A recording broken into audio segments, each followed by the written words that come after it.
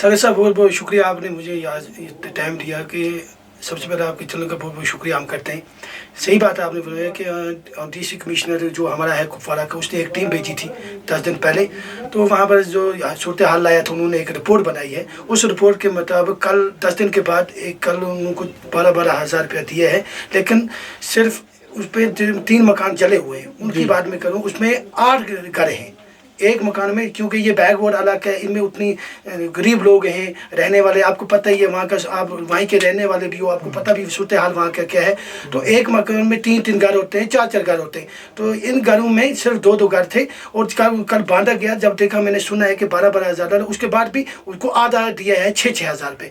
सागर भाई वहीं पर बात ये भी हो रही है, 6 हज़ार में मकान बनता है, आप सुन बताइए मैं 6 हज़ार में क्या आता है।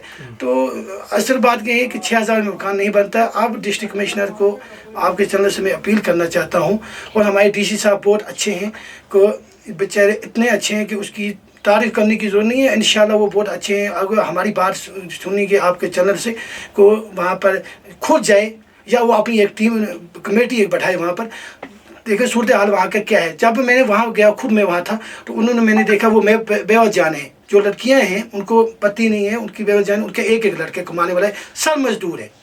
बाहर के मजदूर के उनको नौकरी वाला कोई होता है, चलो आर्मी में होता है, पुलिस में होता है, लेकिन वहाँ वो मजदूरी श्रीनगर के अंदर मजदूरी करते हैं। जब हमने वहाँ पर पहुँचे, मैंने वहाँ स्कूल भी देखा, वहाँ पर हमारे DDC गए थे, BDC गए थे, उन्होंने भी देखा। हमारे BDC ने भी एक बयान दिया, अगर पंचायत के थ्रू कुछ होता या पंचायत के अंदर या DDC के अंदर कुछ ऐसी स्कीम या उनके पास होता, तो उन्होंने सिर्फ बिल्कुल बोला कि हमारे पास कुछ नहीं है, हमारे पास अगर इसके लिए फंड्स होती तो हम दे देते।